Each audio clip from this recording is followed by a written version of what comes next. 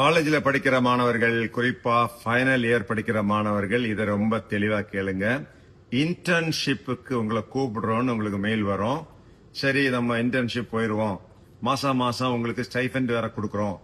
நல்ல company BCODEZ அப்படிங்கிற கம்பெனில இருந்து கூப்பிடுறோம்.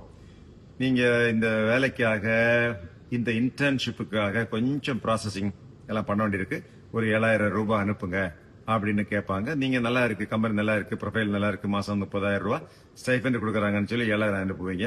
இப்ப என்ன சொல்லுவாங்க, நீங்க ஒரு கோர்ஸ் படிக்கணும், ரோபோட்டிக்ஸ் கோர்ஸ் படிக்கணும், ஆர்டிபிஷியல் இன்டெலிஜென்ஸ் கோர்ஸ் படிக்கணும்.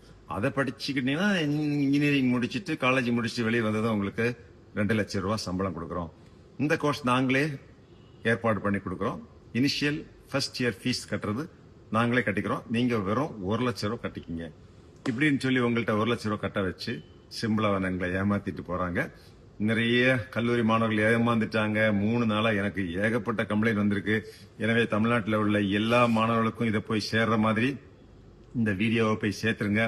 காலேஜில் படிக்கிற மாணவர்கள், உங்களுக்கு இது போன்ற ஒரு ஃபேக் இன்டர்ன்ஷிப் கொடுக்குறோம், இல்ல ஜாப் கொடுக்குறோம்னு சொல்லி ஃபேக்கா வந்து இதுக்கு ஒரு கோர்ஸ் படிக்கணும், நாங்களே கரஸ்பாண்டன்ஸ்ல கோர்ஸ் படிக்க வைக்கிறோம்னு சொன்னா நம்பிடாதீங்க.